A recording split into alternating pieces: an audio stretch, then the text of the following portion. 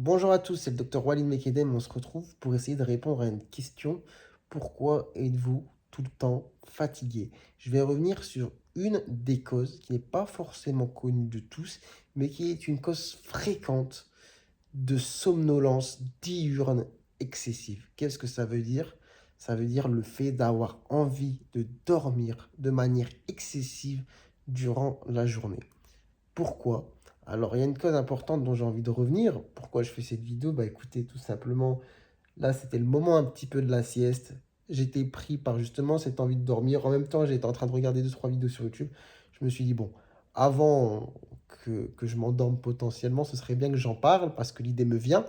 Du coup, on va revenir là-dessus pour contextualiser, pour comprendre que cette vidéo, elle va pas répondre à la situation de tout le monde. De quelle sensation de dormir, j'ai envie de parler, je vous l'ai dit quelques secondes plus tôt, c'est vraiment cette sensation irrépressible d'avoir envie de dormir durant la journée, avec vraiment ce coup de barre qui est présent, peu importe le moment de la journée, avec cette envie vraiment de fermer les yeux et de dormir comme ça. Parfois incontrôlable, c'est-à-dire vous êtes dans les transports, voilà, vous avez les yeux qui se ferment, vous endormez, ou alors vous êtes au travail, vous avez vraiment du mal à vous concentrer, vous avez les yeux qui tombent. Donc, on est vraiment sur un état de fatigue qui vous amène à vous endormir. Contrairement à d'autres états de fatigue qui ne sont pas vraiment pareils. C'est-à-dire, vous avez la sensation d'être épuisé, de manquer d'énergie, de manquer de force, mais vous n'avez pas non plus cette somnolence, cet endormissement contre lequel vous luttez. Donc voilà, quelle est une des grandes causes majeures de somnolence diurne excessive avec justement cette envie irrépressible de dormir difficile à résister, contre laquelle résister? Eh bien, c'est ce qu'on appelle le syndrome d'apnée du sommeil. Vous en avez sûrement déjà entendu parler. Et qu'est-ce que l'apnée du sommeil? Eh bien, c'est un problème qui va se manifester, comme vous l'avez compris, la nuit durant le sommeil, mais qui va se répercuter le jour. Alors, des personnes vont faire des apnées de manière répétée durant la nuit, c'est-à-dire qu'il y a un moment où l'air ne va plus bien passer. Donc, ils seront en pause, comme s'ils faisaient une apnée sous l'eau, et du coup, par réflexe de survie, le corps va se réveiller pendant quelques secondes. C'est ce qu'on va appeler des micro-éveils, qui ne vont pas forcément être ressentis par la personne. Il va y avoir le micro-éveil, phénomène réflexe de survie.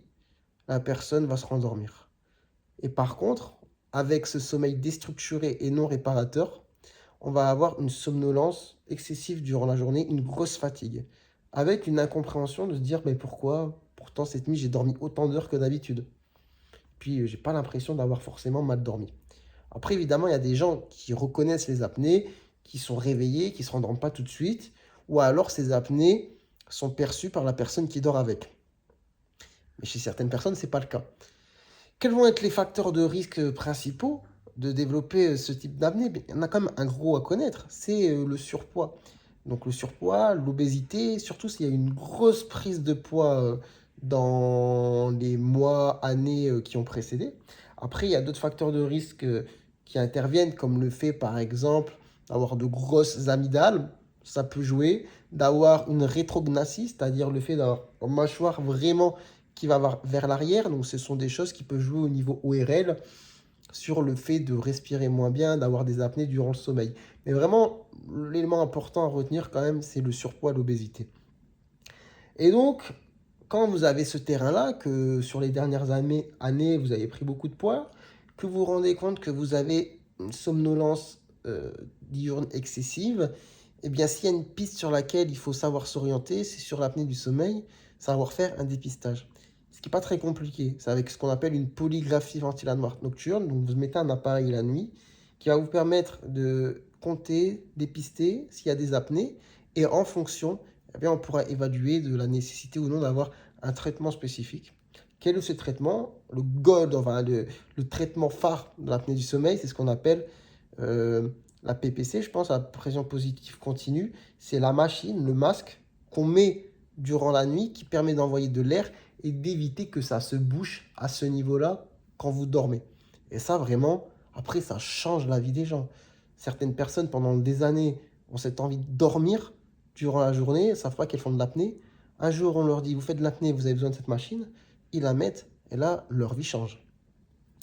Donc voilà, donc cette vidéo, elle n'est pas exhaustive sur ce qu'est l'apnée du sommeil, les différentes causes, les différents traitements, mais au moins, vous avez un petit peu l'essentiel à savoir et ça peut vous mettre un petit peu la puce à l'oreille et vous permettre un petit peu d'aller explorer cette piste.